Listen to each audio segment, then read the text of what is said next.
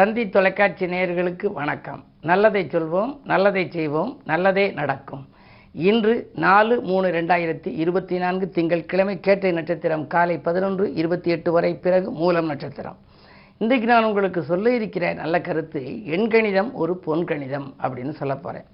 இப்போ இந்த நியூமராலஜி ரொம்ப பிரசித்தி பெற்று பல பேர் பெயர்களில் எண்கள் ஆதிக்கம் தகுந்தாப்பில் மாற்றிக்கிட்டு இருக்காங்க. என்ன காரணம் அப்படின்னா, நான் ஒரு சில வருடங்களுக்கு முன்னால் தினத்தந்தியில் ஒரு தொடர் கட்டுரை எழுதினேன். நண்பர்களை நம்பும் நீங்கள் நண்பர்களையும் நம்புங்கள் அப்படின்னு சொல்லி அதில் குறிப்பிட்டிருந்தேன்.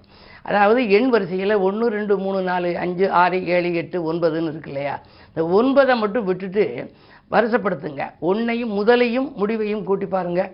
1ம் 8ம் 9, 2ம் 7ம் 9, 3ம் 6ம் 9, அது மாதிரி 4ம் 5ம் 9 இப்படி வந்துடும். அதாவது 1 2 3 4 5 6 7 8 9ங்கிறதுல 9 தனியாக வச்சு இதை பூரா முதலும் முடிவும் கூட்டி பார்த்தீங்கன்னா எல்லாம் 9க்குள்ளே அடக்கம். ஆகையினாலே சக்தி வாய்ந்த எண் 9 அப்படிம்பாங்க. சரி, 8க்கு என்ன பெருமை அப்படின்னா, 2 பூஜ்ஜியங்கள் ஒன்றின் மேல் ஒன்று இருக்குது. எல்லா எண்களும் கீழே தான் முடியும். 1ன்னு நீங்கள் எழுதி பாருங்கள், அப்படி கீழே முடியும். 2ன்னு எழுதுங்க, மேலேருந்து கீழே முடியும். 3ன்னு எழுதுங்க, மேலேருந்து கீழே அந்த விரல் முடியும்.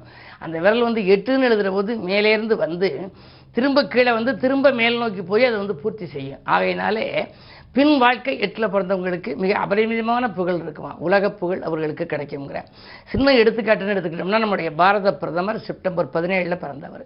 அதே மாதிரி புரட்சி தலைவர் எம்ஜிஆர் அவர்கள் பிறந்தது ஜனவரி 17 அப்படிம்பாங்க. பொதுவாக இது எப்படியோ நம்ம இப்போ 8ல் பிறந்தவர்களுடைய பார்த்தீங்கன்னா மிகப்பெரிய அளவு உலகளாவிய புகழ் பெற்றவர்களாக இருக்க என்ன காரணம்னா, தெய்வீக சக்தி வாய்ந்த எண்ணா இந்த 8ங்கிறது. அதனால தான் நான் அடிக்கடி சொல்கிறது வெற்றிக்கு 8 அப்படின்னு குறிப்பிடுவேன். இப்படி ஒவ்வொரு எண்களும் இருக்கு இல்லையா, நம்ம வாழ்க்கையில் எத்தனையோ எண்கள் வருது. வீட்டுக்கு வீட்டு எண்ணுன்னு ஒன்று இருக்குது, கடை எண்ணுன்னு ஒன்று இருக்குது, வங்கியில் கணக்குக்கு ஒரு எண் இருக்குது. சரி, நீங்கள் கையில் வச்சுருக்கீங்க, இப்போ அலைபேசி இல்லாத இடமே கிடையாது. எல்லா மனிதர்களும் கையில் அலைபேசி வச்சு வீதியில் பேசிக்கிட்டு போகிறத பார்க்குறேன். அந்த அலைபேசிக்குன்னு ஒரு எண் இருக்குது. அதுக்கப்புறம் உங்களுக்கு பேன் கார்டுன்னு ஒரு எண் இருக்குது, ஆதார் கார்டுன்னு ஒரு எண் இருக்குது. எல்லாமே எண்மயமாகவே இருக்கிறது இந்த உலகத்தில். அந்த எண்கள் என்னன்னு கேட்பாங்க. ஒரு இடத்துக்கு போனால் அக்கௌண்ட் நம்பர் என்ன அப்படிம்பாங்க, அல்லது உங்களுடைய ஆதார் கார்டு எண் என்ன அப்படிம்பாங்க. இப்படி எண்மயமாக இருக்குது.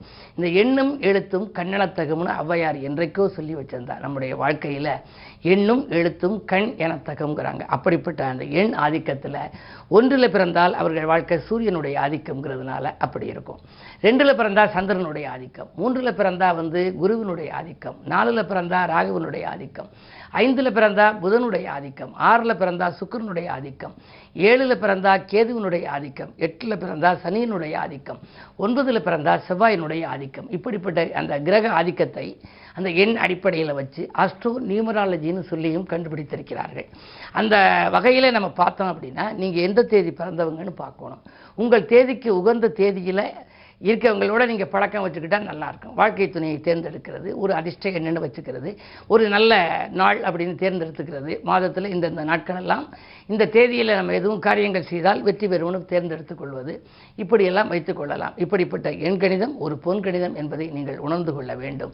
அதை பற்றி விவரங்கள் எல்லாம் தொடர்ந்து உங்களுக்கு இந்த தந்தி தொலைக்காட்சியிலே சொல்வேன் என்று சொல்லி, எந்த எண்ணில் இருந்தால் எப்படி வாழ்க்கை அமையும், எந்த எண்ணில் இருப்பவர்கள் எந்த எண்ணை தேர்ந்தெடுத்துக் கொள்ள வேண்டும், வாழ்க்கை துணையாக தேர்ந்தெடுப்பதிலிருந்து அவர்கள் வாழ்க்கையிலே என்னென்னவெல்லாம் பிரச்சனைகள் எந்த வயதில் வரும் என்பதையெல்லாம் கூட சொல்லி வைத்திருக்கிறார்கள் முன்னோர்கள். அந்த அடிப்படையிலே எண்கணிதத்தை பற்றிய கருத்துக்களை தொடர்ந்து சொல்வேன் என்று சொல்லி, இனி இன்றைய ராசி பலன்களை இப்பொழுது உங்களுக்கு வழங்கப் போகின்றேன். மேசராசி நேயர்களே, இன்று காலை 11:28 வரை உங்கள் ராசிக்கு சந்திராஷ்டமம். எனவே எதை செய்தாலும் நீங்கள் அதிகாலையில் செய்தால் கொஞ்சம் பிரச்சனைகள் உருவாகலாம், மனக்கவலைகள் அதிகரிக்கும், குழப்பங்கள் அதிகரிக்கும். பிற்பகுதியில், அதாவது இன்று காலை 11:28க்கு மேல் நீங்கள் செய்யும் காரியங்களில் ஜெயம் ஏற்படும். நேற்றைய பிரச்சனை நல்ல முடிவுக்கு வரலாம். என்ன இருந்தாலும் பயணங்கள் போன்றவற்றையும் சரி, முக்கிய முயற்சிகளையும் சரி, புது முயற்சிகளையும் சரி காலை நேரத்தில் செய்ய வேண்டியது இல்லை. அப்படி செய்தால் அது திருப்தியாக அமையாது. எனவே மாலை நேரம் உங்களுக்கு மகிழ்ச்சியாக இருக்கும் நாள் என்பதை தெரிவித்துக் கொள்கிறேன். ரிஷபராசி நேயர்களே, இன்று உங்களுக்கு காலை 11:28க்கு மேல் சந்திராஷ்டமம். எனவே ஏதாவது நீங்கள் ஒரு புது முயற்சி செய்தால் அதிகாலையிலேயே செய்து விடுவது நல்லது. ஆதாயம் தரும் தகவல்கள் உங்களுக்கு கிடைக்க வேண்டுமானால் நீங்கள் அதிகாலையிலேயே நீங்கள் தொடர்பு கொள்ளலாம், புதிய முயற்சிகளில் ஈடுபடலாம். ஆனால் 11:28க்கு மேல் சந்திரபலம் குறைகிறது. எனவே எதை செய்தாலும் நீங்கள் திருப்தி அளிக்காது. உங்களுக்கு திட்டமிட்ட காரியங்கள் எல்லாம் திசை மாறி செல்லும், விரயங்கள் கூடுதலாக இருக்கும். பயணங்களை கூட மாற்றி அமைத்துக் கொள்வது நல்லது. மிதுனராசி நேயர்களே, உங்களுக்கு நல்லவர்களின் தொடர்பால் நலம் கிடைக்கும் நாள். நாடு மாற்ற சிந்தனைகளும் மேலோங்கும், வீடு மாற்ற சிந்தனைகளும் மேலோங்கும். தொழில் கூட்டாளிகளால் உங்களுக்கு வருமானம் உயரும். 10ல் ராகு இருப்பதால் புதிய தொழில் தொடங்கும் முயற்சி கூட கைகூடலாம். கடகராசி நேயர்களே, உங்களுக்கெல்லாம் சண்டை போட்டவர்கள் சமாதானமாக மாறுகின்ற நாள். இன்று சகோதரர்களும் உங்களுக்கு இணக்கமாக நடந்து கொள்வார்கள். அரசியல் பொதுநலத்தில் இருப்பவர்களுக்கெல்லாம் நல்ல பொறுப்புகள் கிடைக்கும். அது மட்டுமல்ல, உத்தியோகத்தில் கூட உங்களுக்கு தற்காலிக பணியில் உள்ளவர்களுக்கு நிரந்தர பணியாகும் வாய்ப்பு கூட உண்டு. இன்று நல்ல நாள். சிம்மராசி நேயர்களே, உங்களுக்கு கண்டகச்சனையின் ஆதிக்கம் இருந்தாலும் குறு பார்வை இருப்பதனாலே குழப்பங்கள் அகலும்.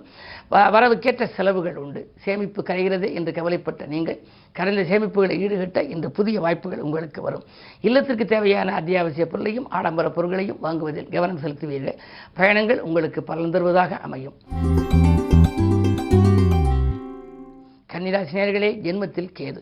அசதிகள் நீங்கி வசதிகள் பெறுகின்ற நாள். அது மட்டுமல்ல, அரசியல்வாதிகளாலும் உங்களுக்கு நன்மைகள் உண்டு. குறுபார்வை 12ல் பதிவதனாலே பயணங்கள் உங்களுக்கு அதிகரிக்கும். சொத்துக்கள் வாங்குவது விற்பது பற்றி நீங்கள் சிந்திப்பீர்கள். அது மட்டுமல்ல, உத்தியோகத்தை பொறுத்தவரை மேலதிகாரிகள் உங்களுக்கு இணக்கமாக நடந்து கொள்வார்கள். நீங்கள் கேட்ட சலுகைகளை உங்களுக்கு வழங்குவார்கள். துலாம் ராசினியர்களே, உங்களுக்கெல்லாம் பாக்கியல் வசூலாகி பரவசப்படுத்தும் நாள். தேங்கிய காரியங்கள் இனி ஒவ்வொன்றாக படிப்படியாக நடக்கும்.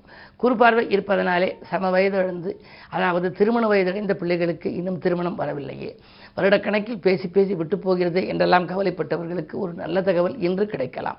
அது மட்டுமல்ல, உங்களுக்கு குறுபார்வை இருப்பதனாலே தொழிலும் துணையாக இருப்பவர்களால் வந்த பிரச்சனைகள் அகலும். அதாவது பங்குதாரர்கள் உங்களுக்கு பக்கபலமாக இருக்காமல் விலகுகிறோம் என்று அச்சுறுத்திக் கொண்டிருந்தவர்கள் இன்று மீண்டும் உங்களோடு இணைந்து செயல்பட முன் வருவார்கள். எனவே இந்த நாள் நல்ல நாள். விருச்சிக ராசி நேயர்களே, உங்களுக்கெல்லாம் காலை 11:28 வரை உங்கள் ராசிக்குள் சந்திரன் இருக்கின்றார். எனவே அதிகாலையில் உங்களுக்கு அற்புதமான நேரம். பண தேவைகள் உடனுக்குடன் பூர்த்தியாகும். பாராட்டும் புகழும் கூடும். பக்குவமாக பேசி காரியங்களை சாதித்துக் கொள்வீர்கள். அது மட்டுமல்ல, சமூகத்திலே உயர்ந்த மனிதர்களை சந்திப்பு உங்களுக்கு கிடைக்கும். சமூக சேவையிலும் ஈடுபட்டு சாதனை படைக்கும் நாளாக இந்த நாள் அமைகின்றது. தனுசு ராசி நேயர்களே, உங்களுக்கெல்லாம் இன்று காலை 11:28க்கு மேல் உங்கள் ராசிக்குள் சந்திரன் வருகின்றார். அஷ்டமாதிபதி சந்திரன் என்பதனாலே மதியத்திற்கு மேல் உங்களுக்கு மனக்கலக்கம் அதிகரிக்கும். இதை செய்வோமா அதை செய்வோமா என்ற இரட்டித்த சிந்தனை இருக்கும். எந்த செயலையும் நீங்கள் துணிந்து செய்ய இயலாது. துணிவும் தன்னம்பிக்கையும் குறையும். அருகில் இருப்பவர்களின் அனுசரிப்பும் உங்களுக்கு குறையலாம். எனவே ஏதேனும் செய்ய நினைத்தால் காலையிலேயே நீங்கள் செய்து விடுவது நல்லது. மதியத்திற்கு மேல் மனக்கலக்கம் அதிகரிக்கும். பணப்புழக்கம் குறையும். மகர ராசி நேயர்களே, உங்களுக்கு செவ்வாய் சுக்கிர சேர்க்கை இருக்கிறது, ராசியிலேயே இருக்கிறது. எனவே உங்களுக்கு அருகில் இருப்பவர்களால் ஆதாயம் உண்டு. அரசு வழி சலுகைகளும் எதிர்பார்த்தபடி உங்களுக்கு கிடைக்கும். வாங்கல் கொடுக்கல்கள் சரளமாக இருக்கும். உத்தியோகத்தில் கூட உங்களுக்கு ஊதிய உயர்வு பற்றிய சிந்தனை அதிகரிக்கும். அதற்கான ஏற்பாடுகளை நீங்கள் செய்திருந்தால் இன்று அது கிடைப்பதற்கான அறிகுறிகள் தென்படும். மேலதிகாரிகள் உங்களுக்கு இணக்கமாக நடந்து கொள்வார்கள். கும்பராசி நேயர்களே, உங்களுக்கெல்லாம் இன்று சூரிய சனி சேர்க்கை இருக்கின்றது. எனவே கொஞ்சம் கவனத்தோடு தான் நீங்கள் செயல்பட வேண்டும். தொழில் பங்குதாரர்களால் உங்களுக்கு தொல்லைகள் ஏற்படலாம். அரசு வழியில் கூட உங்களுக்கு எதிர்பார்த்த காரியங்களில் கொஞ்சம் தாமதம் ஏற்படும். ஒரு கடன் அடைக்க மற்றொரு கடன் வாங்கும் சூழல் கூட உண்டு. என்ன இருந்தாலும் இன்று நீங்கள் எதையும் திட்டமிட்டு செய்ய இயலாது. நண்பர்களை நம்பி ஏதேனும் செய்தால் அவர்கள் உங்களுக்கு உதவி செய்வதாக சொல்லிவிட்டு கடைசி நேரத்தில் கையை விரிக்கலாம். கவனம் தேவை. மீனராசி நேயர்களே, ஆரோக்கிய தொல்லைகள் அதிகரிக்கும். முதுகு வலி, மூட்டு வலி போன்ற வலிகள் வரலாம். வயிற்று தொந்தரவுகளும் கூட உங்களுக்கு வரலாம். புதன் பலம் குறைவாக இருக்கின்றது. நரம்பு தளர்ச்சிகள் கூட ஒரு சிலருக்கு ஆட்கொள்ளும். எனவே இன்று உடல்நிலையில் மிக மிக கவனம் தேவை. பயணங்களை கூட மாற்றி அமைத்துக் கொள்வது நல்லது. திட்டமிட்ட காரியங்கள் திட்டமிட்டபடி நடைபெற வேண்டும் என்று சொன்னால், வாழ்க்கை தேவைகள் பூர்த்தியாக வேண்டும் என்றால் வழிபாட்டில் கவனம் செலுத்த வேண்டும். குறிப்பாக உங்களுக்கு சர்ப்பதோஷம் இருக்கின்றது. எனவே சர்ப்பகிரக ஆதிக்கம் இருப்பதனாலே அதற்குரிய வழிபாடுகளை முறையாக மேற்கொண்டால் எந்த நாளும் உங்களுக்கு இனிய நாளாக அமையும். மேலும் விவரங்கள் அறிய தினத்தந்தி படியுங்கள்.